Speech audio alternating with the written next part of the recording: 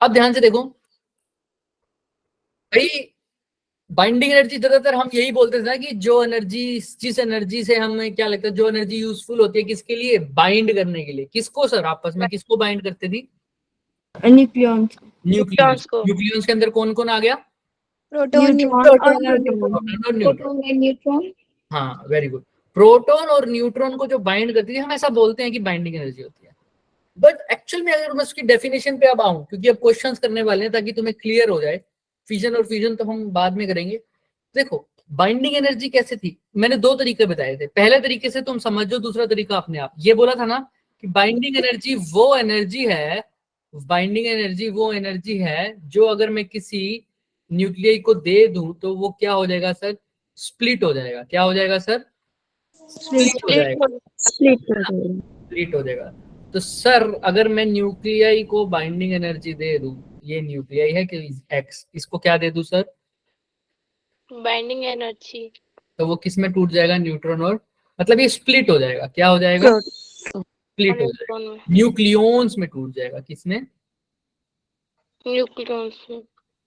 अच्छा, इसके अपोजिट अगर, अगर ध्यान से सुनना, अगर ये न्यूक्लियस टूटता है, सॉरी इसका ये न्यूक्लियस अगर बनता है, अगर न्यूक्लियॉन से क्या बनता है?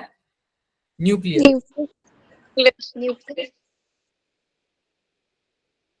है ना? किसी भी एटम की बात कर रहा हूं, एक्स एटम है कोई, एक्स न्यूक्लियस है सॉरी। तो अगर न्यूक्लियस को अलग करने के लिए बाइंडिंग एनर्जी देनी पड़ रही है सर, देनी पड़ रही है, तो न्यूक्लियस बनाने के लिए बाइंडिंग एनर्जी क्या होगी? रिलीज होगी। हाँ, तुम्हें एरो में ज्यादा दिक्कत ना आए तो मैं इसको थोड़ा अच्छे से बना देता हूँ। कई बार मेरे को एरो में दिक्कत आती है। ये एरो मैंने थोड़े लगे हुए, लेफ्ट टू राइट चलते हुए हमें पढ़ा नहीं जाता चीजों को। लो ऐसे लिख दो, मैंने अगर किसी एटम को बनाया, न्यूक्लियाई को बनाया, है ना, या ऐसा समझो न्यूक्लियाई को जब मैंने तोड़ा तब न्यूक्लियस में टूटा। वो किसमें हुआ सर? इसको जब मैंने स्प्लिट किया तो स्प्लिट करने के लिए मेरे को बाइंडिंग एनर्जी सर देनी पड़ी, जाके वो क्या हुआ सर? स्प्लिट हुआ। अगर मेरे को न्यूक्लियॉन्स से क्या बनाना है सर? न्यूक्लियस, एक्स न्यूक्लियस बनाना है, तो मेरे को तो बाइंडिंग एनर्जी क्या होगी फिर? इसका मतलब उस केस में रिलीज। तो दोनों केस से समझ दो। तो बाइंडिंग एनर्जी एक्चुअल में क्या बोलूंगा मैं, एक या तो मैं बोल दूं वो एनर्जी जो रिक्वायर्ड है न्यूक्लियॉन्स को अलग करने के लिए, न्यूक्लियॉन्स को अलग करने के लिए, या वो एनर्जी जो रिलीज होती है जब न्यूक्लियस बनता है। यानी न्यूक्लियस बनने का मतलब वो एनर्जी जो रिलीज होती है कब? जब न्यूक्लियॉन्स आपस में क्या हो जाते हैं? क्या हो जाते हैं? बाइंड हो जाते हैं। तो ये भी बाइंडिंग एनर्जी है। तो ध्यान रखना, एक्चुअल में इसकी डेफिनेशन हम ये रखते हैं, ये वाली। कोई ये भी बोल देते हैं, है ना? तो तुम एक बात याद रखना हमेशा, बाइंडिंग एनर्जी वो एनर्जी जो रिलीज हो रही है, बाइंडिंग एनर्जी वो एनर्जी जब न्यूक्लियस बन रहा है उस टाइम पे जो एनर्जी क्या हो रही है? रिलीज हो रही है। न्यूक्लियस बन रहा है तो एनर्जी जो रिलीज हो रही है वो न्यूक्लियस किसका भी हो सकता है। फॉर एग्जाम्पल एक न्यूक्लियस एक्स बना, उसकी बाइंडिंग एनर्जी हम मान लो 500, कितनी है? 500 मतलब उसके बनने में कितनी एनर्जी रिलीज हुई? 500। ऐसे ही एक न्यूक्लियस है वाई, इसके बनने में कितनी एनर्जी रिलीज हुई? 500। तो ये इसकी क्या हो जाएगी? Binding energy. समझ में आ रही है दोनों बातें, है ना?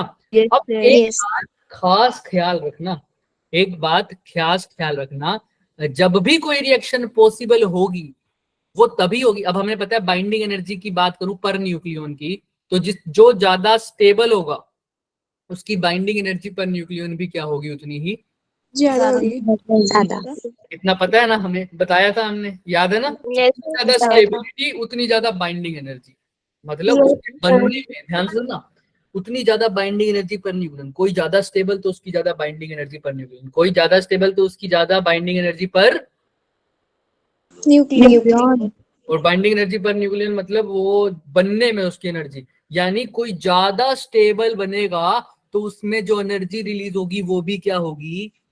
ज्यादा होगी। ज्यादा होगी। होगी। समझ में आ रही है?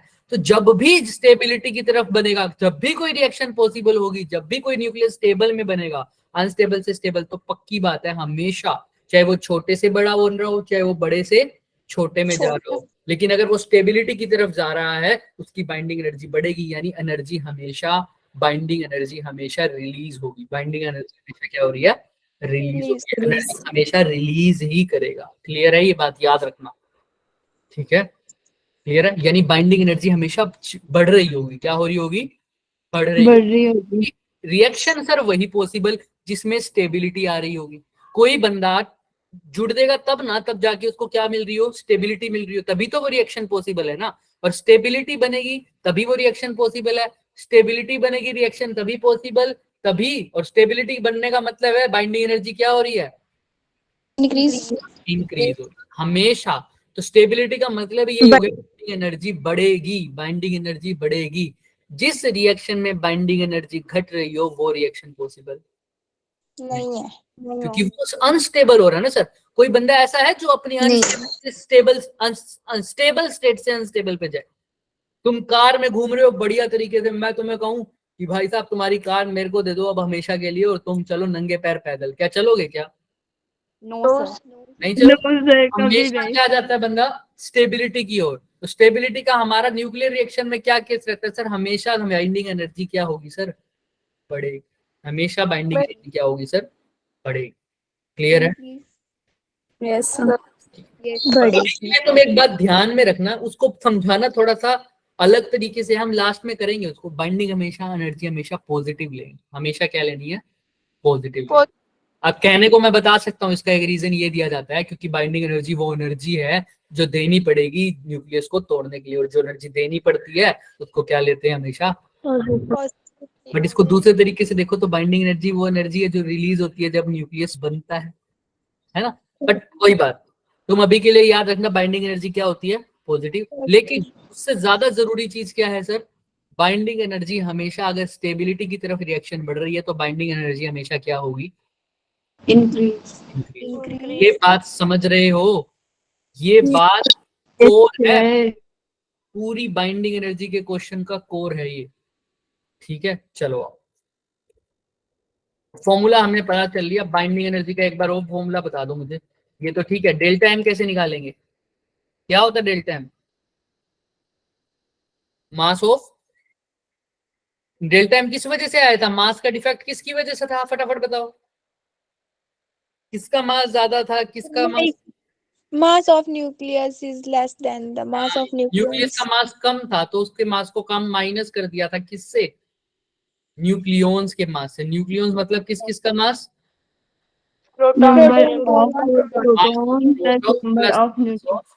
न्यूट्रॉन। और प्रोटॉन होते कितने हैं? एक Electrons की प्रोटॉन का मास mp, तो कितने प्रोटॉन की बात करता हूँ एक एटम में? ZMP. जितना उसका एटॉमिक नंबर उससे मल्टीप्लाई उतने ही प्रोटॉन। और न्यूट्रॉन कितने होते हैं? A minus Z. Z। समझ में आ रहा है क्या सबको?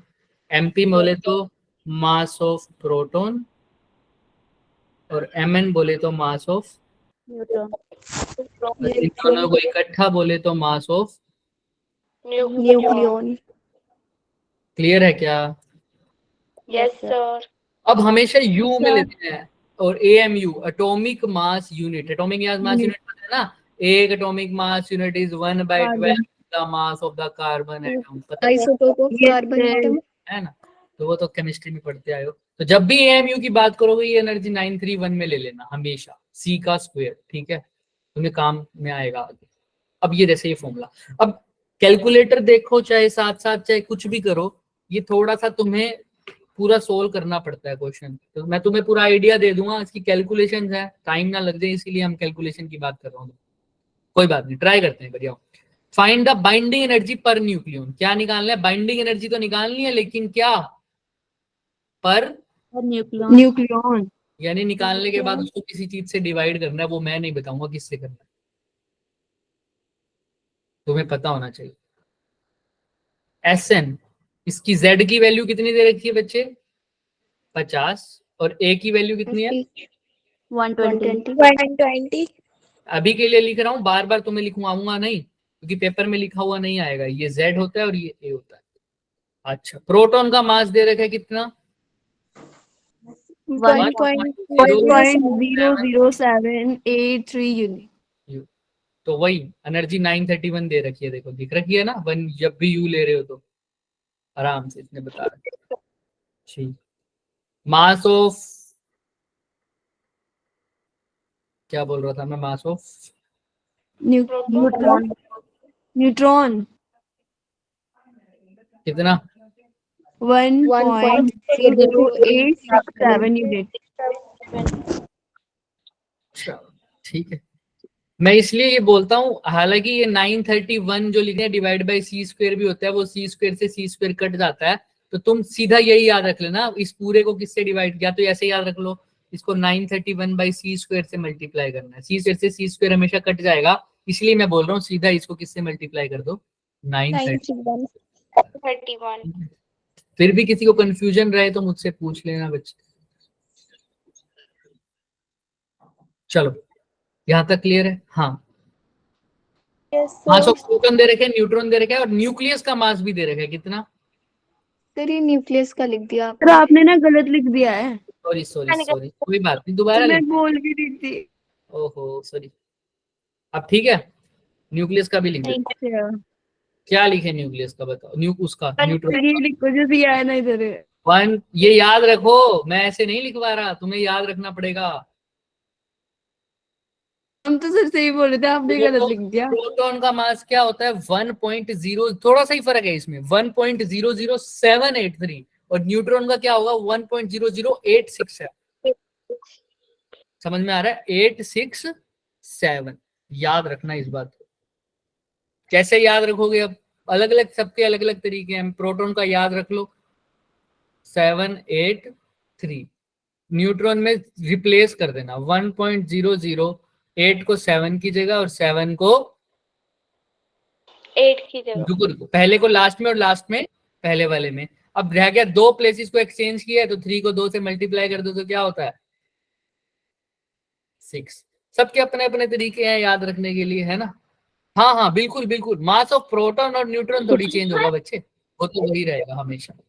ठीक है, यस सर. क्लियर है? शिफ्ट करना है तुम्हें बस, पहले दूसरे को पहले पहले आओ, पहले को लास्ट में। अगर नहीं याद रहता तो सीधा याद रख लो ना, 783 और 867। ठीक है, 783 और 867, वो तुम्हारे ऊपर है, तुम कैसे याद रखते हो। क्या करोगे सर? 100 तो दोनों में लिख दो, और बाद में क्या लिखोगे? 783 और 67. 1.00 दोनों में लगा दो। पॉइंट लगाना भूल जाए तो मेरी जिम्मेवारी नहीं है। नहीं है। हाँ बोलो दीपिका, हैंड रेज किया तुमने। सर देखो ना इधर, आपने ना न्यूक्लियस और न्यूक्लियस मतलब सेम जैसा नहीं हो गया? मतलब जैसे आपने ये लिखा है ना MN और MN, दोनों तो दोनों सेम में ही नहीं फर्क है. है, एक ग्रीन कलर से लिखा है, एक येलो कलर से लिखा है, फर्क नहीं है। एक बार ना अपना नाम ना ग्रीन से लिखो फिर येलो से लिखो, तो आपका नाम तो सेम ही रहेगा ना, लेकिन मतलब तो अलग अलग है ना यहाँ. ये लो ये लो, अब ठीक है, खुश। Yes sir. समझने वाला इससे ही समझ जाएगा ना, 119 तो वो न्यूक्लियस का ही मास होगा ना। आपने ना उधर लिखने में भी उस टाइम भी गलती की थी ना, तो आगे ना हो जाए तब बता रही हूँ मैं. चलो चलो ठीक है बच्चों, आई एम सॉरी, यहाँ तक क्लियर है? चले आगे अब। चलो,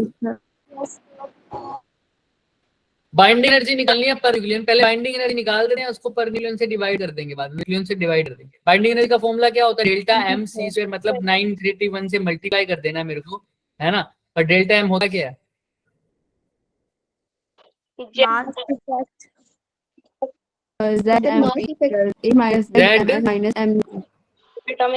of proton MB mass of proton, लेकिन जेड को एम से मल्टीप्लाई कर दिया, ठीक है। और माइनस ऑफ क्या लिख दूं? Plus of, sorry, plus of क्या लिखे? Minus Z into MN into mass of minus of mass of nucleus. Nucleus. इस सबको 931 से सीधा ही क्या कर देना?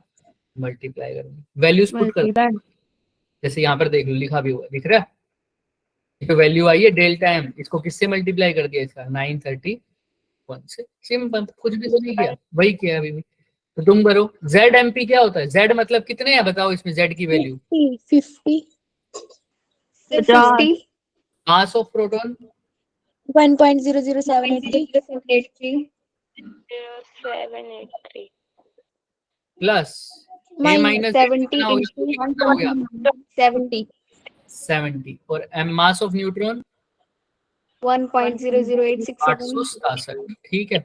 उसके बाद माइनस में 119.902199, ठीक है। इसको किससे मल्टीप्लाई कर दिया 931, हालांकि 931 बाई सी स्क्वायर है वो, है ना, पर वो सी स्क्वायर कट गया तो हमें लिखने की जरूरत नहीं है, ठीक है। चलें आगे। Yes sir.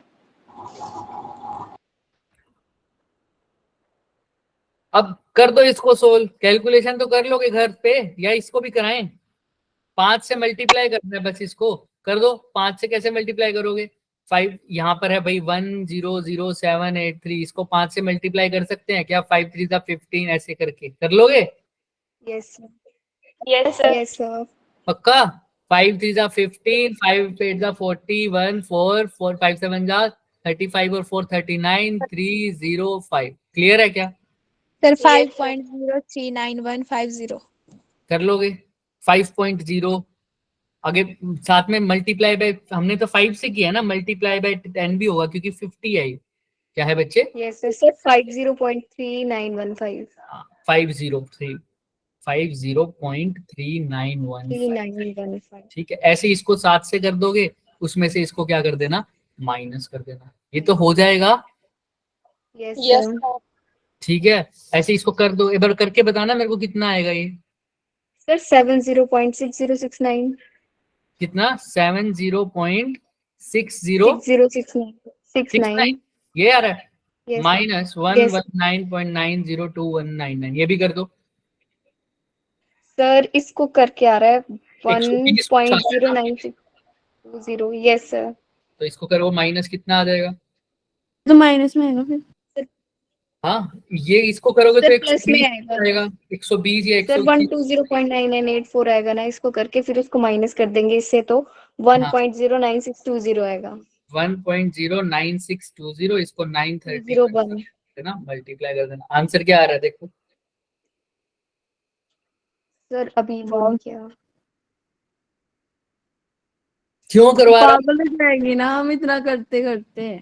बच्चे ये एक ही इसका ड्रॉबैक है, सिर्फ इस न्यूक्लियाई वाले क्वेश्चन का ये वाले का ड्रॉबैक यही है, इसको पूरा सोल्व करना है, क्योंकि अगर मैं इसको अप्रोक्सीमेट कर दूं ना बच्चे, इसको 1 लिख दूं, ठीक है, इसको भी 1 लिख दूं, तो ये 70 और ये 50 कितना हो जाएगा, 20 120, इसमें से 119 माइनस करना, एग्जैक्ट वैल्यू चाहिए इसमें, मेरे क्या चाहिए, बिल्कुल एग्जैक्ट वैल्यू। इसके अंदर तो तुम्हें थोड़ा सा कैलकुलेशन पे ध्यान रखना पड़ेगा, क्योंकि हमेशा ऐसा भी नहीं होता कि 5-5 का गैप होता है, कई बार तुम्हें ऐसे आंसर भी मिलेंगे इसके अंदर 8.5 mega electron volt, 8.7 mega electron volt, 8.9 mega electron volt, उस केस में भी एग्जैक्ट है, इस केस में एग्जैक्ट वैल्यू चाहिए ही होती है, पेपर में नहीं मिलेगा ना। तो बताओ इसको सोल्व करके क्या आ रहा है, अभी मैच नहीं होगा आंसर तुम्हारा, मैं इसीलिए पूछ रहा हूँ, अभी मैच नहीं होगा ये सर 10205631 10.53 56311 ये आंसर कहीं मैच हो रहा है, 3131 नो सर। कहीं आ रहा है मैच, नहीं हो रहा, क्यों नहीं हो रहा, कोई बता सकता है क्यों नहीं हो रहा ये आंसर मैच, कौन बताएगा मेरे को, मैंने शुरू में ही बताया था क्यों नहीं हो रहा,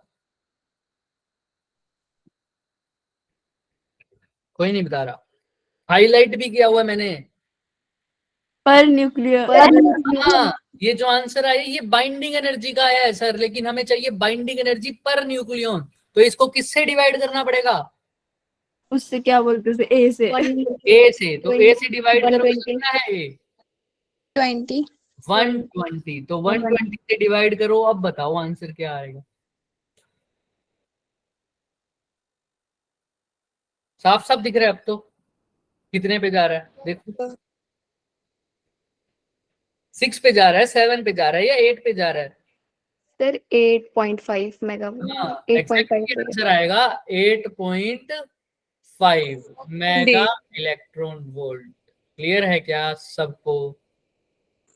जिस बच्चे ने यहां तक सोल्व कर दिया और उसको आंसर नहीं मिला तो उसकी गलती होगी है, क्योंकि उसने साफ साफ लिखा हुआ है पर न्यूक्लियन। न्यूक्लियन। क्लियर है? चले आगे, किसी को कोई डाउट है Clear. इसमें?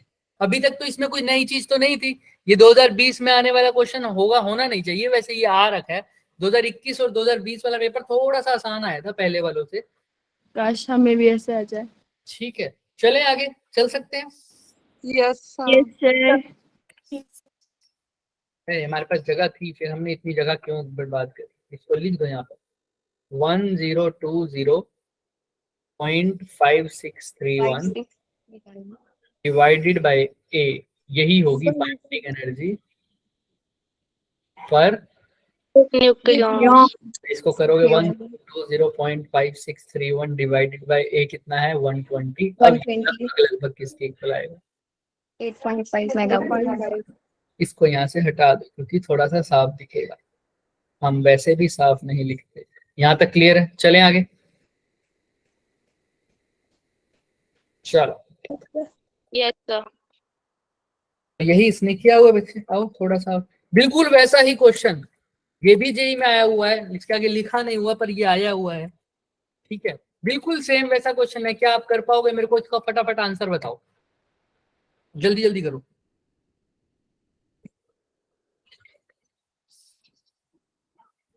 क्या निकालना है इसमें भी बताओ मुझे। इसमें बाइंडिंग एनर्जी पर न्यूक्लियन निकालनी। बाइंडिंग एनर्जी पर न्यूक्लियन, बस एटम चेंज हो गया। आप कौन सा एटम दे रखे हैं? कैल्शियम। कैल्शियम। उसके ए की वैल्यू कितनी है और जेड की वैल्यू कितनी है? ये 40 की है, वैल्यू हमारे पास 40 हाँ चलो करो फटाफट। बाकी सब तुम्हें गिवन है, अगर ना भी गिवन हो तुम्हें याद रहना चाहिए। देखो थोड़ा थोड़ा वेरी कर सकते हैं। अब तुम ये मत कह देना कि सर देखो अप्रोक्सीमेटली वही होगा ना मास का प्रोटॉन, प्रोटॉन का मास, सॉरी मास का प्रोटॉन कह रहा हूँ 1.00785। पीछे क्या था? 1.007 यहाँ पर 867 दिख रहा है न्यूट्रॉन का। प्रोटॉन का कितना है? 1.00783। यहाँ पर कितना दे रखा है? 1.00787 तक तो दोनों का ही सही है सर, तो तुम 7-8 तक भी लिख लोगे तो भी कोई दिक्कत नहीं आएगी। ये एग्जैक्ट वैल्यू वैसे 7825 होती है। अगर इसको थोड़ा सा अप्रोक्सीमेट कर दोगे तो 783 लिख देते हैं कभी कभी। ठीक है, एग्जैक्ट ज्यादा एक्यूरेसी के साथ लिखना तो ये वाली वैल्यू है, बट तुम 783 लिख दोगे तो भी कोई दिक्कत नहीं है। सर तो कौन सी यूज करें, ये वाली की जो वो वाली? तुम्हारा मन करे, जो तुम्हें लर्न हो जाए, दोनों से आंसर सही आएगा। अगर जो मेंशन होगी, जैसे इस केस में तो मेंशन है, तो यही वाली यूज करनी, वरना 783 लिख सकते हो और उसको 867 लिख सकते हो।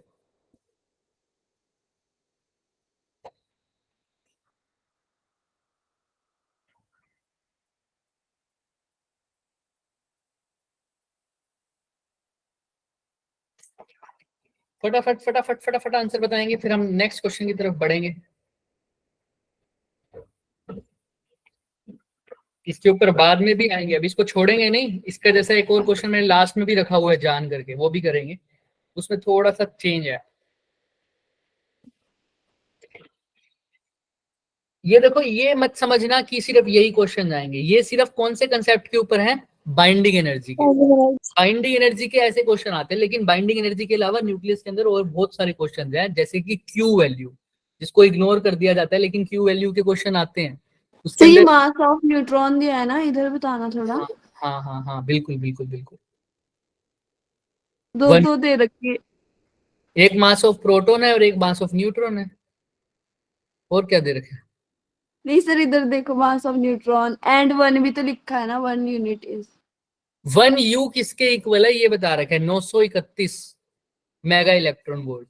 इसका मतलब सिंपल वही जो हम निकालते थे, किससे मल्टीप्लाई कर देना है हमारा डेल्टा एम को सीधा ही ना 931 से। एक यू किसके सर इक्वल? 8.5 समथिंग आया। क्या कह रहे हो? सर 8.5 समथिंग है इसका आंसर। 8.5 समथिंग। और किसी ने किया सोल्व? इसका भी 8.5। चलें आगे, चेक करते हैं। यही आया बच्चे, बिल्कुल 8.547 मेगा इलेक्ट्रॉन वोल्ट। क्लियर है सबको? किसी को कोई डाउट है तो sir. मेरे से पूछ लो। अभी भी कुछ भी नहीं किया सर, वही सब सेम टू सेम है बिल्कुल, इसीलिए नहीं बताया। बिल्कुल सेम, कुछ भी डिफरेंस किया था क्या? बताओ, कुछ भी अलग है पिछले वाले क्वेश्चन से? No sir. कुछ भी नहीं No, है सर sir. अलग। तो सब कुछ वही सर। Z इंटू क्या लिखूंगा बताओ ना, तुम फॉर्मूला बता दो फटाफट। Binding Z into MP MP plus A minus Z Mn minus M nucleus अब इस सबको किससे मल्टीप्लाई कर दिया? 931। हालांकि तुम्हें पता है वो डिवाइड बाई सी स्क्वायर होता है, वो कट जाता है, इसीलिए सीधा लिख देते हैं। चलो Yes, sir. यही किया है क्या, देख लो। डेल्टा एम निकाल के उससे वो कर दिया डिवाइड। लेकिन याद रखना ये बाइंडिंग एनर्जी है, हमने निकालना क्या है? Binding energy per nucleon. तो आंसर में क्या लिखूंगा? बाइंडिंग एनर्जी तो लिखूंगा ही लिखूंगा, उसको डिवाइड कर दूंगा किससे? 40 से। 40 ए से। और ए क्या है यहाँ पर? तुमने अभी अभी बोला है 40। nucleon. 40. ठीक है। 40. किसी बच्चे को हल्का सा भी डाउट नहीं होना चाहिए। चले आगे। Yes sir. चलिए Yes, sir. आ गया। एक सेकेंड रुकिए। हाँ चलो फिर आओ चलते हैं। अब ये क्वेश्चन देखो, अच्छा क्वेश्चन। मैंने तुम्हें एक बात जो कान खोल के सुननी थी तुमको, वो क्या थी? शुरू में बताई थी, क्या थी सर? डरना नहीं है इस क्वेश्चन से, थोड़ा पुराना है लेकिन अच्छा है। कान खोलकर जो बात बार बार चीखी थी मैंने शुरुआत में ही, क्या थी वो? हाँ बोलो, क्या स्टेबिलिटी? क्या पूरी बात बताओ। इंक्रीज होगी हमेशा स्टेबिलिटी। जब स्टेबिलिटी बढ़ेगी बाइंडिंग एनर्जी रिलीज होगी और वो बढ़ेगी। बाइंडिंग एनर्जी बढ़ेगी और बाइंडिंग एनर्जी बढ़ेगी तो हमेशा हमेशा क्या होगी? वो रिलीज रिलीज रिलीज। चले आगे। चलो एनर्जी, या ऐसा समझो एनर्जी हमेशा क्या होगी? रिलीज होगी। Stability Release. जब बाइंडिंग एनर्जी की बढ़ती हुई जा रही है, जब कोई एटम अपना जो न्यूक्लियस है स्टेबिलिटी की ओर जा रहा है, एनर्जी रिलीज होगी। अगर एनर्जी रिलीज नहीं हो रही, बाइंडिंग एनर्जी कम हो रही है, इसका मतलब वो स्टेबल कम हो रहा है या ज्यादा हो रहा है? कम हो रहा है। तो क्या वो पॉसिबल होगा? No sir. क्या उसमें एनर्जी रिलीज होगी? No sir. नहीं। No sir. एनर्जी तभी रिलीज होगी जब वो स्टेबिलिटी की तरफ जाएगा। स्टेबिलिटी का मतलब बाइंडिंग एनर्जी इंक्रीज। Release. अगर बाइंडिंग एनर्जी कम हो रही है तो वो स्टेबिलिटी की तरफ नहीं जा रहा, तो एनर्जी क्या रिलीज होगी? No sir. इस क्वेश्चन को देखो, समझ में आ जाए। करो जल्दी, ट्राई करो और मुझे बताना।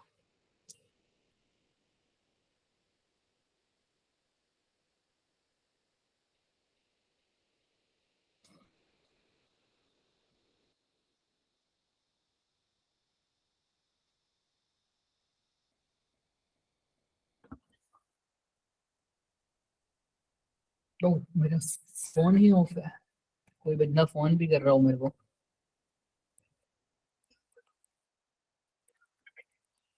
जिसको समझ में आ जाए, पहले तो कोई क्वेश्चन समझा सकता है मेरे को इसने क्या पूछा है? सिर्फ क्वेश्चन समझाओ, जैसे एक्स्ट्रा क्लास में तुम करते हो ना, वैसे मुझे क्वेश्चन समझाओ। कौन समझाएगा? हैंड रेस करके। जो हैंड रेस करेगा उसको क्वेश्चन मैं समझाऊंगा एक्चुअल में, ऐसा समझा करो। हैंड रेस करके ट्राई करो क्वेश्चन पढ़ने। कौन समझाएगा कि क्या लिखा हुआ है?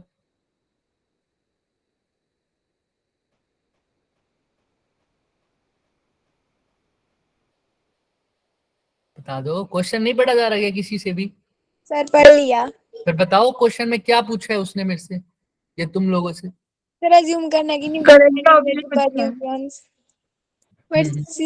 मास नंबर मतलब एटॉमिक मास नंबर दिया इसका is shown in the figure, use this plot to choose the correct choice. ठीक है, लेकिन मैंने बताया हुआ है ना क्वेश्चन को कैसे बताना है ना? सोच के पहले खुद समझोगे फिर मेरे को बताओगे क्वेश्चन को। हम समझ नहीं पाए। क्वेश्चन की स्टेटमेंट तो समझ में आ रही होगी ना कि क्या पूछा हुआ है उसने।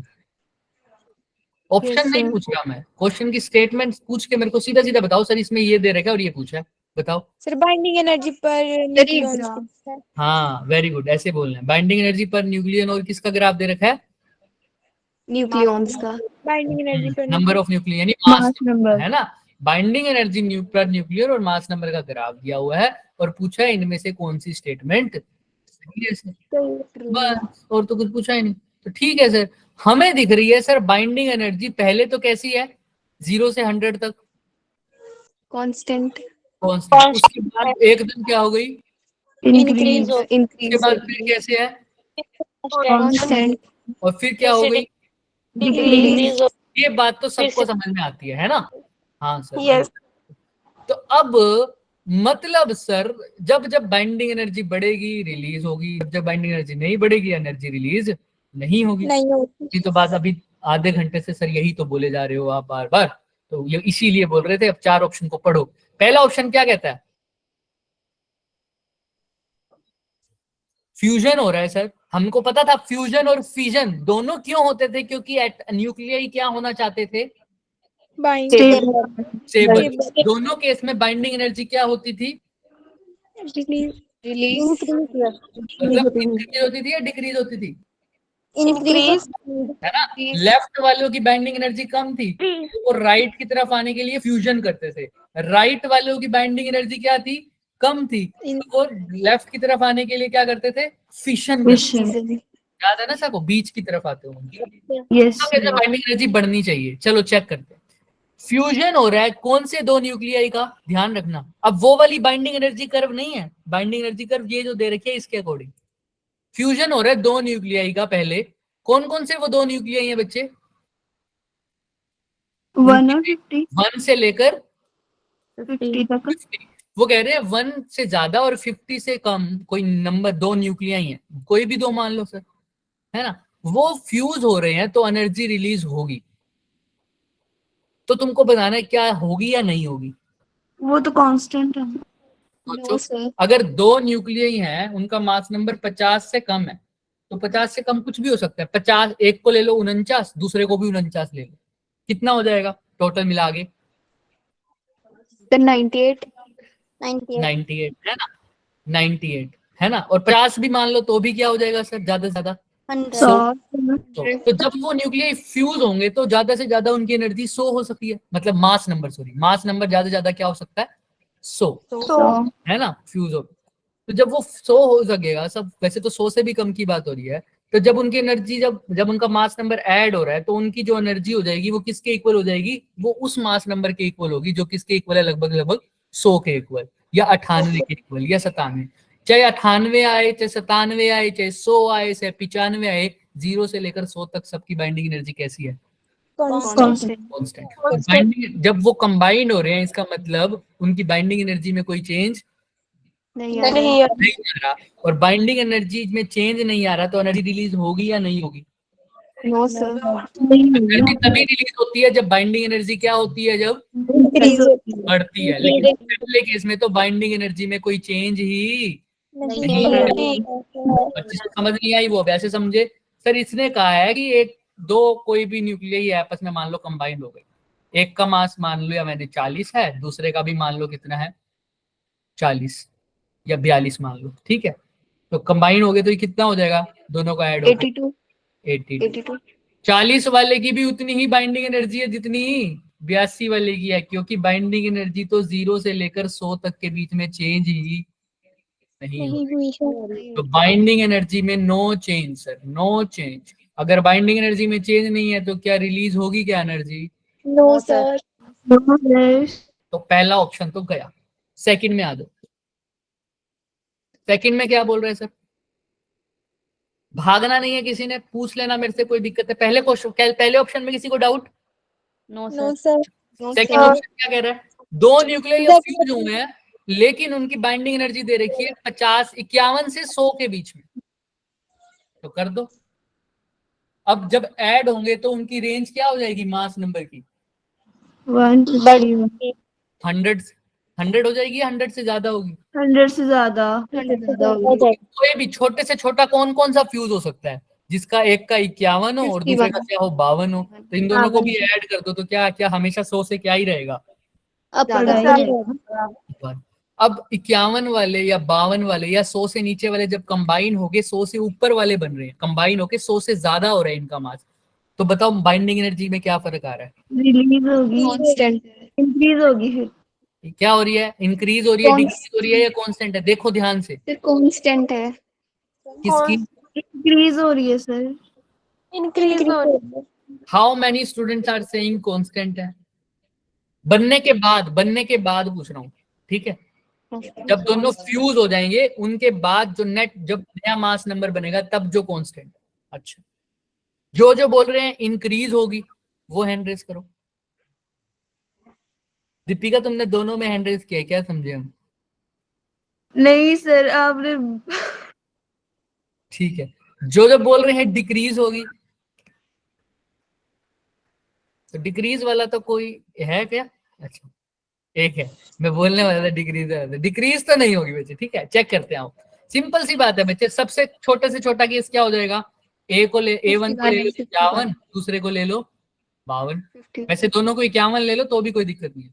51 और 52 वाले को जोड़ोगे तो क्या बनेगा? 103 103।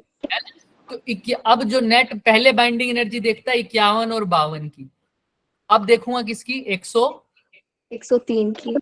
3 की। जब A1 और A2 कंबाइंड होके A3 बने, A3 कितना है? 103। 103 था 51, ये कितना था? 52। जब ये दोनों कंबाइंड होके 103 बने, तो बताओ 103 की बाइंडिंग एनर्जी इन दोनों से कम होगी या ज्यादा होगी या सेम होगी? फिर सेम। देखो 103 कहाँ लाए कर रहा है? 100 एंड 200 के बीच में। 100 और 200 के बीच में, वो कहीं यहाँ लाई कर रहा होगा, इधर कहीं। तो Yes, यहाँ sir. पर बाइंडिंग एनर्जी ये है, और वहां पर जहाँ 51 और 52 लाई कर रहे हैं वहां पर बाइंडिंग एनर्जी कुछ यहाँ है। तो बताओ बाइंडिंग एनर्जी बढ़ी है या कम हुई है या सेम रही है? सर बड़ी है। बड़ी है, ऑब्वियस सी बात है। रेड वाला मार्क ऊपर आ रहा है या ग्रीन वाला मार्क ऊपर है? रेड वाला। सर रेड obvious सी बात है, तो बाइंडिंग एनर्जी बढ़ी है बच्चों, क्योंकि तुम्हें पता है 51 वाले की बाइंडिंग एनर्जी कम है, 52 वाले की भी कम है, लेकिन 103 वाले की एनर्जी क्या है? ज्यादा। क्योंकि वो ऊपर लाई कर रहा है ना। देखो 103 की एनर्जी इतनी सारी आ रही है पॉइंट ए पर जो है, और इसकी कहाँ है सर? पॉइंट बी और पॉइंट सी। दिख रही है? ये ये मान लो किसकी हो गई? मान लो 51 की, और ये किसकी हो गई? मान लो 52 की। 51 और 52 वालों की बाइंडिंग एनर्जी कम है, और 103 वाले की बाइंडिंग एनर्जी ज्यादा है, तो बाइंडिंग एनर्जी बढ़ रही है या घट रही है? इंक्रीज हो रही है। और इंक्रीज हो रही है तो एनर्जी रिलीज होगी या नहीं होगी? होगी सर। सेकंड केस में तो होगी। कोई बात नहीं, आगे आगे चलते चलते और समझ में आएगा। तीसरे पर आ जाओ। फिशन हो फ्यूजन हो हमें कोई मतलब नहीं है, हमें सिर्फ इससे मतलब है बाइंडिंग एनर्जी बढ़ रही है या बाइंडिंग एनर्जी घट रही है। देखो फिशन हो रहा है सर, किसका? अब कौन कौन अब टूट रहे हैं? अब क्या हो रहे हैं सर? टूट रहा है। कौन टूट रहा है सर? 100 और 200 के 100 से 200 के बीच वाले। 200 के बीच में कोई भी मान लो टूट गया, मान लो 120 वाला टूट गया, ठीक है। ये टूटेगा तो किस रेंज में जाएगा? 60 में बना लो। 60 और 60 में मान लो ऐसे में टूट गया, ठीक है, सपोज कर। तो किसकी बाइंडिंग एनर्जी ज्यादा है, किसकी कम है? देखो इन दोनों में से 120 वाले की ज्यादा है, 120 की ज्यादा है। 120 की ज्यादा है, साफ पता लग रहा है। 100 से 200 के बीच में आ रहा है और उसका कर्व ऊपर बना हुआ है, और 0 से 100 वालों का कर्व नीचे है। तो बाइंडिंग एनर्जी किसकी कम है सर? 60 वालों की 60 वालों की कम है, इसकी ज्यादा है सर। तो बताओ बाइंडिंग एनर्जी कम हो रही है या ज्यादा हो रही है? कम हो रही है। कम हो रही है। और कम होने पर एनर्जी रिलीज होगी या नहीं होगी? नहीं होगी। होगी। तो सी का ऑप्शन क्या आएगा सर? नहीं होगी। इसमें भी नहीं होगी, बी वाले में होगी। क्लियर है सबको? भाई 100 से ऊपर का टूटेगा तो क्यों टूटना चाहेगा? उसी तो पहले से ही बाइंडिंग एनर्जी ज्यादा है, उसको तुम कम भेज रहे हो। वही बात, कार में बैठा है तो उसको कह रहे हो पैदल चल, नहीं चलेगा भाई। ऑप्शन डी पर आ जाओ। ऑप्शन डी पर अब कौन टूट रहे हैं सर? 200 से 260 वाले आगे 260 टूट रहे हैं सर। कोई भी एक एग्जांपल ले लो, कौन किसको मान ले? 210 को मान लो, 220 को मानो सर। 220 को मान लो। जरूरी नहीं है इक्वल में टूटना चाहिए, आसपास भी टूट सकता है। 220 को मान लो। चलो किस में टूटेगा बताओ? 110 में। 110। अब 110 और 110 ही मान, कोई दिक्कत नहीं है। जरूरी नहीं है, लेकिन ऐसा भी हो सकता है 221 हो और 110 और 111 हूँ, ऐसा भी हो सकता है, ठीक है। Yes, Clear? sir. चलो अब बताओ किसकी बाइंडिंग एनर्जी इनमें ज्यादा है। 200 सर 110 110 वाले की ज्यादा है, 110 और 111 वालों की क्या है, ज्यादा ज्यादा है, और 211 वालों की क्या है, कम. कम. कम है। कम है। तो जाना चाहेगा या नहीं जाना चाहेगा, नो सर. तो increase- बोलो।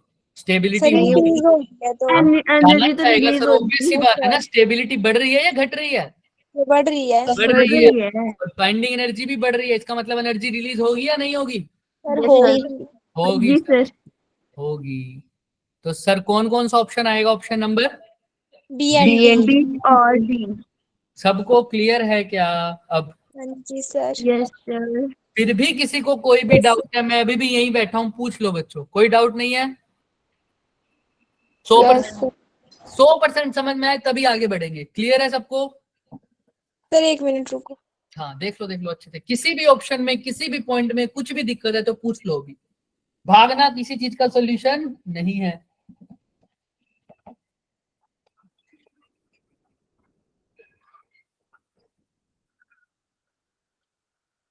सर ये एनर्जी कम नहीं हो रही यहाँ पे, कहाँ पर 110 से जब, सर 110 से जब 120 पे जा रहा है 110 से 120 पे तो कहाँ जा रहा है सर, बताओ। मतलब 110 से 210 पे जा रहा है, 110 और प्लस 100. ये 210 से 110 पे जा रहे हैं बच्चे, देखो ना। यस सर, सर कौन समझ गई, ये फ्यूजन है. 210 से जा रहा है ना, 200 वाला टूट रहा है। हाँ हाँ बिल्कुल। Yes. अगर तुम बोलोगे ना 110 से 211 पे जाएगा तो एनर्जी कम हो रही है, तो बाइंडिंग एनर्जी रिलीज नहीं होगी। अगर इसका उल्टा कर दे तो रिलीज नहीं होगी। सर लेकिन वो इस- मैंने फ्यूजन समझ लिया था इसको. कोई बात नहीं, अब समझ में आ गया। Sir D Yes, option sir. में ना 240 देके बताना. हाँ 240 लेके बताऊं, ऐसे कह रहे हो। Yes, sir. 240 अभी इसने गिवन ही नहीं है, 240 गिवन है, हाँ गिवन है, तो 240 ले लो सर। 240 किस में टूटेगा, 120 मान लो 120. किसी में भी टूट सकता है, मान लो 120 और 120 में टूट गया, तो किसकी बाइंडिंग एनर्जी ज्यादा है, 120 वाली। 120 वाले की बाइंडिंग एनर्जी ज्यादा है। ऑप्शन में देख लो ना, क्वेश्चन में यहाँ 100 से 200 के बीच में बाइंडिंग एनर्जी ज्यादा है और 120 वहीं लाई कर रहा है, और इसकी बाइंडिंग एनर्जी क्या है, कम। तो बताओ बाइंडिंग एनर्जी बढ़ रही है या नहीं, बढ़ रही है. बढ़ रही रिलीज हो रही है। है। इंक्रीज होगी तो एनर्जी रिलीज होगी। तो ए में एनर्जी रिलीज हो रही है, चेक करो। हाँ सर बाइंडिंग एनर्जी ए में रिलीज हो रही है और लास्ट वाले में हो रही है। लेकिन तुम सी में देखो क्या लिखा हुआ है, नो एनर्जीज। ए में नहीं सर, बी में था वो।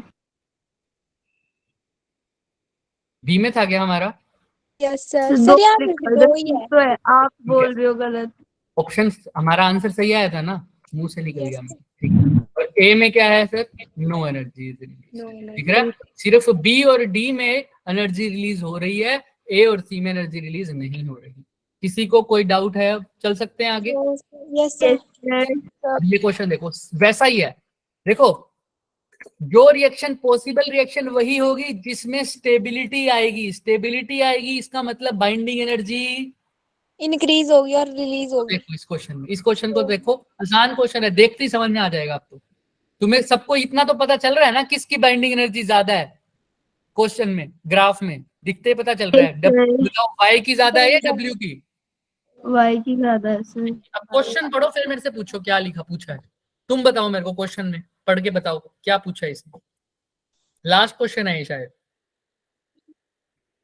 अभी ये हल्के हल्के क्वेश्चन है, बाइंडिंग एनर्जी है इसीलिए, ठीक है। अभी हम क्यू वैल्यू के क्वेश्चन करेंगे, वो तगड़े क्वेश्चन आते हैं बहुत, उसको अच्छे से समझेंगे। और भी क्यू वैल्यू आएगी, फिर डीके स्टार्ट हो जाएंगे, फिर चैप्टर को खत्म कर देंगे।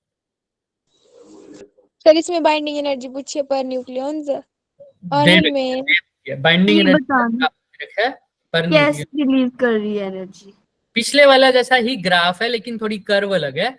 अब पूछा क्या है, कौन सी रिएक्शन पॉसिबल है कौन सी नहीं है. या दूसरे तरीके से ऐसा भी पूछ सकता है कौन सी पॉसिबल है कौन सी नहीं, या ऐसे पूछ सकता है कि किसमें एनर्जी कौन सी रिलीज, पॉसिबल नहीं। हो रही है. किसमें एनर्जी रिलीज होगी। तो तुमने बताना है किसमें एनर्जी रिलीज होगी, किसमें रिलीज होगी, जिसमें बाइंडिंग एनर्जी क्या हो रही हो, इंक्रीज. रिलीज हो रही हो, बाइंडिंग एनर्जी इंक्रीज हो रही हो। बढ़ रही हो। हाँ इंक्रीज, बिल्कुल। बाइंडिंग एनर्जी बढ़ेगी तो एनर्जी क्या होगी, रिलीज होगी। रिलीज होगी. करो फटाफट। ये क्वेश्चन पुराना है दोनों, लेकिन अच्छे क्वेश्चन है। बताओ क्या आएगा। पहला ऑप्शन कह रहा है वाई से कहाँ बन रहे हैं, दो जेड में टूट रहे हैं। तो बताओ क्या हो रहा है, बाइंडिंग एनर्जी बढ़ रही है या घट रही है जब वाई से जेड में टूटेंगे? तो सर ग्राफ ही नहीं समझ आ रहा पहले तो। क्या हो रहा है? सर ग्राफ नहीं आ रहा समझ। देखो ना, ग्राफ का मतलब ये है कि 30 वालों की ध्यान से सुनना, जेड का मास नंबर कितना है 30 और इसकी बाइंडिंग एनर्जी कितनी है 5। वाई का मास नंबर कितना है 60 और इसकी बाइंडिंग एनर्जी क्या है 8.5। ऐसे ही एक्स का मास नंबर कितना है 90 और इसकी बाइंडिंग एनर्जी कितनी है 8.0 8.0। ऐसे ही डब्ल्यू की बाइंडिंग एनर्जी कितनी है 120 बाइंडिंग एनर्जी नहीं सर 7.5 7.5 है ना। ऐसे वाले काम मत किया करो। चलो मैंने क्वेश्चन चेंज कर दिया, बस ऑर्डर तुमने वो बोल दिया। चलो करो फटाफट। अब बताओ जब वाई जेड में टूटेगा तो बाइंडिंग एनर्जी बढ़ेगी या कम होगी? तब तो सर कम होगी ना। ऑब्वियस सी बात है भाई, जब वाई जेड में टूट रहा है, तो बाइंडिंग एनर्जी क्या हो रही है सर, कम। तो एनर्जी रिलीज होगी क्या? नहीं होगी। नहीं, खत्म कहानी। जब कौन सा ऑप्शन पकड़े, जो तुम कहोगे वही ऑप्शन पकड़ेंगे। बताओ आंखें बंद एक्स वाला। एक्स वाला। एक्स टूट रहा है किसमें, वाई और जेड में। किसकी बाइंडिंग एनर्जी ज्यादा है? वाई की ज्यादा है। वाई की ज्यादा है, लेकिन जेड की तो क्या है कम है। एक्स की नॉर्मल, मतलब वाई से तो क्या है, वाई से कम। अभी इसके बारे में कुछ नहीं कह सकता, और ऑप्शन देख लेते हैं। बट फिलहाल तो मेरे हिसाब से ये होना नहीं चाहिए। क्यों? क्योंकि दूसरा प्रोडक्ट बन रहा है, उसकी बाइंडिंग एनर्जी क्या है कम है। तो क्या रिलीज होनी चाहिए एनर्जी? नहीं सर। चेक करेंगे, हो सकता है ऑप्शन में कुछ और हो। और कोई ऑप्शन पकड़ो। सी ऑप्शन पकड़ो सर। W बन रहा है 2y में, तो W 2y में बदल रहा है। बताओ W की किसकी बाइंडिंग एनर्जी ज्यादा है? वाई की वाई की ज्यादा तो बाइंडिंग एनर्जी बढ़ रही है या घट रही है? इंक्रीज हो रही है। क्या हो रही है? इंक्रीज हो रही है। तो एनर्जी रिलीज होगी क्या? होगी सर। तो ये तो श्योर ही हो गया सर, यही ऑप्शन आएगा। अब ये हमने बोला था क्यों नहीं होगी, क्योंकि इसमें एक प्रोडक्ट वो बन रहा है जिसकी बाइंडिंग एनर्जी क्या है, कम हो रही है। कम है सर, और एक की ज्यादा भी तो है। हाँ, तो लेकिन हम बंदा क्यों टूटना चाहेगा भाई? क्यों? उसको चाहिए तो स्टेबल बनना, और स्टेबल होना चाहिए। वो पहले से ही कम स्टेबल हो रहा है, तो उसका एक पार्ट भी तो वो क्यों होगा, वो बनेगा ही नहीं सर। समझ में आ रहा है? जब भी उसकी सर जेड स्टेबिलिटी। को हटा दो। तुम ऐसे क्या क्या कह रहे हो? सर जेड को हटा दो, वाई को ही रखो। हमारे बस में थोड़ी है, ये अपने आप टूटा है बच्चे, ये स्पॉन्टेनियस प्रोसेस है। अगर हमने ही तोड़ना होता तो हम एनर्जी देते, समझ में आ रही है? हाँ, और बोलो, और कौन सा ऑप्शन रह गया? बी वाला रह गया क्या? बी।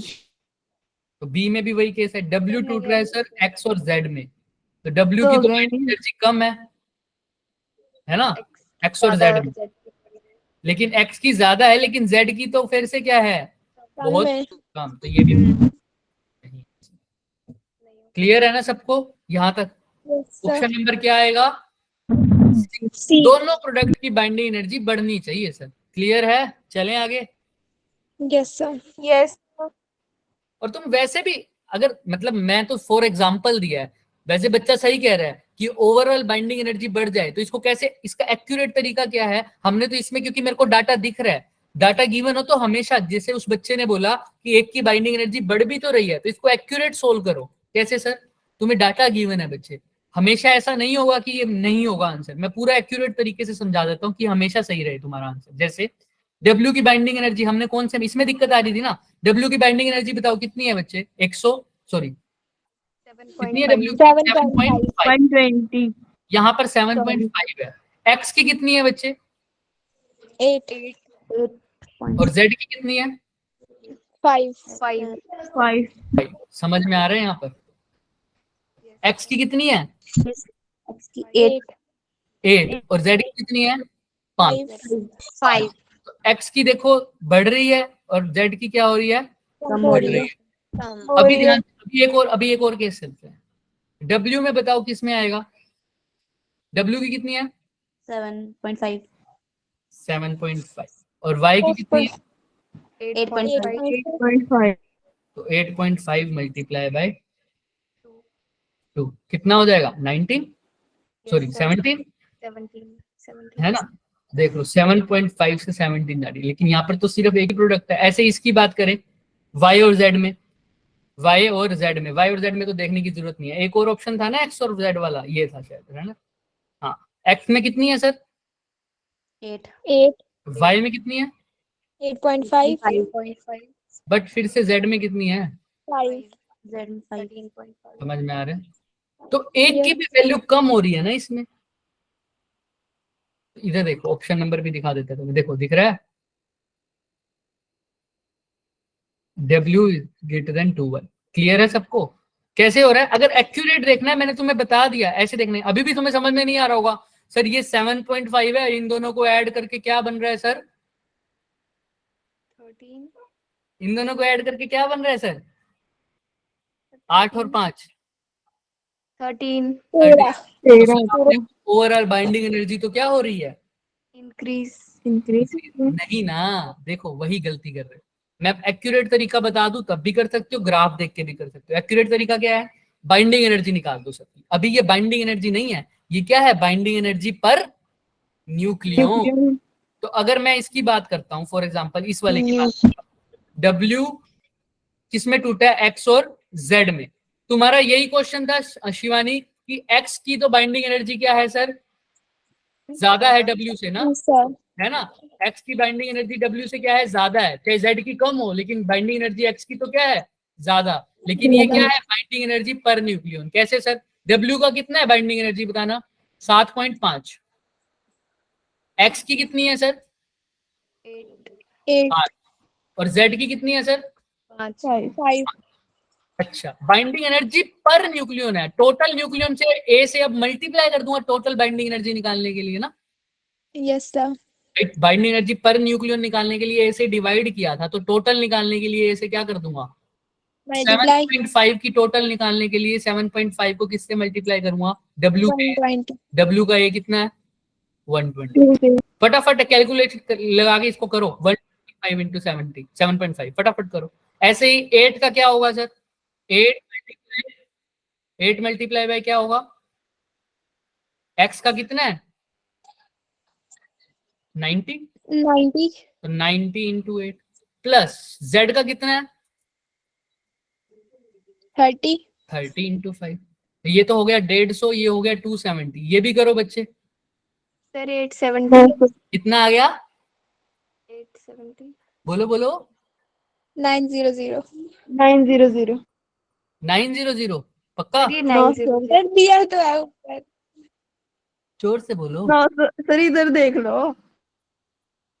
अच्छा, यहाँ ही देख लिया तुमने क्या? मैं ही वही तो सर 900, ठीक है, मान लिया अप्रोक्सीमेट 900। तो देखो यहाँ पर बाइंडिंग एनर्जी 900 है टोटल, लेकिन यहाँ पर कितनी है टोटल करना? 7 और 5 12, 3 2 और 1 3 और 1 420 के आसपास, राइट? इतनी है ना, 420 है ना। और 20। तो बताओ मेरे को किसकी बाइंडिंग एनर्जी ज्यादा है? 900 की या 420 ज्यादा की? है 900 900 ज्यादा है 900 ज्यादा है। तो बताओ ये नेट बाइंडिंग एनर्जी अब धीरे धीरे कम हो रही है या बढ़ रही है? 900 से 420 हो रही है। कम हो रही है। तो क्या पॉसिबल होगी? नो क्या सर एनर्जी रिलीज होगी? नो सर तो एक्यूरेट तरीका ये है बच्चे करने का, ठीक है। वो हमने बता दिया, लेकिन तुम्हें एक्यूरेट तरीका ये है करने का, ठीक है। बहुत एक्यूरेट, बिल्कुल जिसमें बिल्कुल गलती कभी नहीं होगी, उस केस में सबका डाटा लिख लो, आंसर आ जाएगा। लेकिन बाइंडिंग एनर्जी पर न्यूक्लियस से कंफ्यूज मत होना, क्योंकि तुम्हें पता है ना, बाइंडिंग एनर्जी पर न्यूक्लियन और बाइंडिंग एनर्जी में दोनों में फर्क है सर, ठीक है। तो टोटल बाइंडिंग एनर्जी निकाल के ऐसे मैं देखूं तो देखो ये 7.5, ये 8 और ये 5, तो साफ साफ दिख रहा है ये बढ़ रही है ना। यहाँ 13 है, यहाँ 7.5 है, नहीं ना। लेकिन इसके नंबर ऑफ न्यूक्लियॉन्स अलग हैं, इसके नंबर ऑफ न्यूक्लियॉन्स अलग हैं, इसके अलग हैं। तो टोटल जब निकाला तो पता लगा एक्चुअल में इसकी तो 900 थी, इसकी 420 थी सर। कहाँ से बढ़ेगी सर? रिलीज होगी क्या एनर्जी? नहीं होगी किसी भी हालत में। शिवानी तुम्हारे क्वेश्चन का आंसर आया यस सर पक्का? अब ये वाला ऑप्शन समझ में आ जाएगा। एक और ऑप्शन था ना ऐसा, कौन सा था Yes. वो? सर हाँ। बी था वैसा वैसा। तो था y और z में, यही था ना, x और y और z में गया था, हाँ यही था। x किस में गया, y और z में। तो तुम्हें पता है इसकी टोटल बाइंडिंग एनर्जी ज्यादा होगी किसके कंपैरिजन में, इसकी टोटल बाइंडिंग एनर्जी से, इसी वजह से एनर्जी रिलीज नहीं होगी। चेक कर लोगे या अभी ये भी करवाऊं बच्चे, शिवानी कर लोगे सर चेक? हो जाएगा, यस सर। हाँ चलो, लास्ट क्वेश्चन फिर छुट्टी। आपकी क्लास नहीं है अब? क्या टाइम हो गया? देख लो सर। मेरे पास तो टाइम है पर तुम बच्चे भाग गए। हाँ, ये तुम्हारे क्वेश्चन है बच्चे, घर से करके आना, ठीक है? गृह कार्य। ये तो तुम देखते ही बता दोगे। देखो इसमें से तुमसे पूछा है कि बताओ कौन सी, किसके लिए बाइंडिंग एनर्जी पॉजिटिव है। तो ऑब्वियस सी बात है, जो रिएक्शन पॉसिबल होगी जिसमें स्टेबिलिटी बढ़ेगी वही रिएक्शन पॉसिबल होगी, और उसी में बाइंडिंग एनर्जी क्या होगी, पॉजिटिव, रिलीज है ना? वही पॉजिटिव मान लो। मैंने बोला ना शुरू में कि बाइंडिंग एनर्जी हमेशा कैसी रहेगी, पॉजिटिव। पॉजिटिव। ठीक है? ये 4 क्वेश्चन ट्राई करके आना। उसमें ये वाला क्वेश्चन अगर ना भी हो पाए तो कोई बात नहीं, क्योंकि ये हम आगे पढ़ेंगे। बाकी ये तीनों हो जाने चाहिए, ठीक है? मैंने ये जान करके डाला हुआ है क्योंकि मुझे लग रहा है कि कर पाओगे। अगर नहीं हो तो भी कोई बात नहीं, ये 3 क्वेश्चन और एक ये क्वेश्चन तो जरूर करना। ये क्वेश्चन तो आसान है। क्या पूछा है इसमें, बाइंडिंग एनर्जी दे रखी है किसके लिए बच्चे, ड्यूटेरियम के लिए और हीलियम के लिए। कितनी दे रखी है, एक के लिए 1.1, एक के लिए 7 है। तो बताओ कितनी एनर्जी रिलीज होगी जब कौन टकराएगा सर, दो ड्यूट्रियॉन्स इसके अंदर भाग लेंगे। कितने सर, 2 ड्यूटेरॉन। दिख रहा है ये, देखो ये रिएक्शन दिख रही होगी तुम्हें। ये मैंने क्वेश्चन जान करके डाला हुआ है। क्यों बच्चे, एक तो ड्यूट्रॉन है, इसके अंदर हीलियम बन रहा है। क्या बन रहा है बच्चे, हीलियम। इसने बोला ना देखो हीलियम बनेगा, हीलियम। अब हीलियम बन रहा है तो किससे बनेगा सर, ड्यूटेरॉन से बन रहा है। तो उसका फॉर्मूला होता है 1 और 2। ये ड्यूटेरॉन को लिखते हैं ऐसे, 2 ड्यूटेरॉन कंबाइंड हो रहे हैं, 1 और 2। अब तुम्हें पता है इसके अंदर बात करूं तो हीलियम की जब बात करूंगा, किसकी बात करूंगा, हीलियम की जब बात करूंगा, देखो यहाँ पर दिख रहा है सबको 1 और 2 और 1 और 2। तो ऐड ही कर दो साफ साफ, 2 और 2 कितना होता है, 4 1 और 1 कितना होगा, 2 बन गया। तो अब खुद बताओ हाइड्रोजन की एनर्जी ज्यादा दे रखी है, सॉरी ड्यूटेरियम की एनर्जी ज्यादा दे रखी है या हाइड्रोजन की, सर हीलियम की ज्यादा दी है। हीलियम। लेकिन अभी भी मैं एग्जैक्ट नहीं, यही मैं तुमसे पूछना चाह रहा, अभी भी एग्जैक्ट नहीं बता पा रहे। क्यों, क्योंकि ये बाइंडिंग एनर्जी क्या है, पर न्यूक्लियन। न्यूक्लियन। जब भी मैं तुमसे बाइंडिंग एनर्जी पूछूं तो पूरी बाइंडिंग एनर्जी बताओ। फॉर एग्जांपल हीलियम की बाइंडिंग एनर्जी पर न्यूक्लियन कितनी है, 7, लेकिन टोटल बाइंडिंग एनर्जी कितनी होगी, 7 को किससे मल्टीप्लाई करूंगा, 4 से। Very good. इसका ए कितना है, 4, तो कितना हो गई अब 28। ऐसे ही ड्यूटेरियम की, इसकी भी 1.1 है, इसकी भी 1.1 है, लेकिन ये 1.1 क्या है, बाइंडिंग एनर्जी पर न्यूक्लियन। तो टोटल के लिए किससे मल्टीप्लाई करूंगा इसको, 2 से 2 से, तो भी 2 से, तो ये कितना हो जाएगा टोटल 4.4। अब बताओ बाइंडिंग एनर्जी बढ़ रही है या घट रही है, सर बढ़ रही है। बढ़ रही है तो एनर्जी रिलीज होगी क्या, होगी सर। एनर्जी रिलीज होने का तरीका क्या होता है, बाइंडिंग एनर्जी का फॉर्मूला डेल्टा एम C²। इन दोनों को क्या कर, देखो अब इसको अच्छे से समझोगे।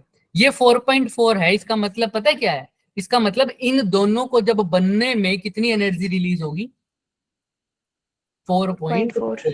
ये इसकी बाइंडिंग एनर्जी है ना बच्चे, ये इसकी क्या है, बाइंडिंग एनर्जी। तो बाइंडिंग एनर्जी का मतलब क्या है सर, इन दोनों के बनने में जितनी एनर्जी रिलीज हो रही है वो कितनी है, 4.4। उसके अपोजिट हीलियम को बनने में कितनी एनर्जी रिलीज हो रही है, 28 मेगापोल। ध्यान से सुनना। अगर हाइड्रोजन बन रहा है तो सिर्फ एनर्जी कितनी, सॉरी ड्यूटेरियम वाले दोनों बन रहे हैं तो कितनी एनर्जी रिलीज हो रही है, सिर्फ और सिर्फ 4.4। लेकिन हीलियम बन रहा है तो कितनी एनर्जी रिलीज हो रही है, 28।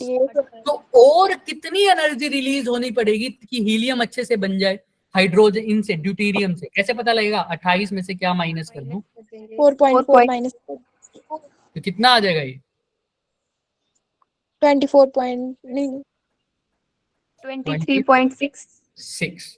क्लियर है। मतलब अगर तुम्हारे पास ड्यूटेरियम है, ड्यूटेरियम तो पहले ही बन चुका, कितनी एनर्जी लॉस करके 4 4.4 2 ड्यूटेरियम है। एक की बात करता तो सिर्फ कितनी एनर्जी रिलीज होती, 2.2। लेकिन 2.2। इन्हीं ड्यूटेरियम से अगर मेरे को क्या बनाना है, हीलियम, तो और कितनी एनर्जी रिलीज करनी पड़ेगी, 23.6। अगर और इतनी एनर्जी रिलीज कर दोगे तभी जाके 28 की एनर्जी रिलीज होगी, तभी मेरा क्या बनेगा, हीलियम। तो समझ में आ रहा है? देखो आंसर दिख रहा है, 23.6। क्या यही आया क्या हमारा आंसर? Yes sir. इसको जूल में बदलना कल हम सीख लेंगे। वैसे मैंने सिखाया हुआ है 1 इलेक्ट्रॉन वोल्ट में कितने जूल होते हैं। 1.6 into 10 to the 1.6 power into 10 raised to power -19। ठीक है, तो जिस अप्रोच से मैंने ये क्वेश्चन कराए हैं उसी अप्रोच से करना, वरना कंफ्यूज हो जाओगे कहाँ प्लस करना है और कहाँ माइनस करना है। बिल्कुल दिक्कत हो जाएगी बच्चे हमेशा के लिए। तो हम एक बार कल और प्रैक्टिस करेंगे नए क्वेश्चंस की, ठीक है, फिर और क्लियर हो जाएगा। तो वो 4 क्वेश्चंस भी कर लोगे ढंग से तो हो जाएगी चीज। ओके बच्चे, आज के लिए इतना ही करेंगे। सर अगली तब तक स्लाइड के लिए शुक्रिया, तब तक के लिए शुक्रिया। बहुत अच्छा अगली लगा slide आप ये- सब आए, अब आप जा सकते हो। बिल्कुल ऐसे आप सब जा सकते हैं। देखो अगली स्लाइड में सिर्फ मेगा इलेक्ट्रॉन वोल्ट को जूल में बदला हुआ है। मेगा के लिए क्या करते हैं, 10 रेज़ टू पावर किससे मल्टीप्लाई, 6 से। और इलेक्ट्रॉन वोल्ट को जूल में करने के लिए अभी बताया है 1.6 1.6 into 10 to the power -19 वही जूल। किया उसने, दिख रहा है? ठीक है, यस सर जूल में बता हाँ प्रीशु बोलो क्या कह रहे हो? सर इस यूनिट का मतलब वो बताना नाम वगैरह, फिर बुक से पढ़ लूंगी थोड़ा थोड़ा। इलेक्ट्रॉन वोल्ट का? नहीं नहीं सर, सर, ये यूनिट कौन सी चलेगी? कौन सी यूनिट अच्छा चल रही है? अच्छा न्यूक्लियाई न्यूक्लियाई न्यूक्लियाई चैप्टर है तुम्हारा, ठीक है। Yes. मुझे लगा इसकी सर- यूनिट। वैसे पूरे चैप्टर का एनसीईआरटी में देखोगे तो तुम्हें न्यूक्लियाई मिलेगा। Atoms. वैसे इसको एक्स्ट्रा बुक में देखोगे तो इकट्ठा मिलेगा, एटम्स एंड न्यूक्लियाई। Yes. और एटम्स एंड न्यूक्लियाई चैप्टर में देखोगे तो हम एटम चैप्टर खत्म कर चुके हैं, हम न्यूक्लियाई चैप्टर पे हैं। एटम चैप्टर के कुछ और एक्स्ट्रा क्वेश्चंस हमने करने हैं, वो लास्ट दिन में करेंगे, ठीक है, तो लास्ट दिन कब आएगा? जब न्यूक्लियाई खत्म हो जाएगा। मैंने सोचा लास्ट दिन, तब जब पेपर के लिए एक दिन रह रहा होगा। नहीं, इस चैप्टर को जब पूरा कंबाइंड करके रिवाइज करेंगे ना तो और एक्स्ट्रा क्वेश्चंस करेंगे, पता लगेगा मुझे तुम एटम चैप्टर कितना रिवाइज कर रखा है। करा है सर थोड़ा बहुत। चलो ठीक है बच्चों, हम नेक्स्ट क्लास के लिए चलते हैं, आप लोग सोइए। Okay, sir. ये न्यूक्लियस ना, ना, चैप्टर ना, सर, याद हुआ कि खत्म होने वाला है। क्या खत्म होने वाला है, न्यूक्लियाई? Yes sir. हाँ न्यूक्लियाई खत्म हो, न्यूक्लियाई का अभी सबसे इंपॉर्टेंट टॉपिक रह रहा है प्रीशु, रेडियो एक्टिविटी, उससे बहुत क्वेश्चन आते हैं, तो वो अटेंड कर सकते हो। उस न्यूक्लियाई का जो 70% या 60% मैं बोल दूं तो वो रेडियो एक्टिविटी लेके जाता है, तो अभी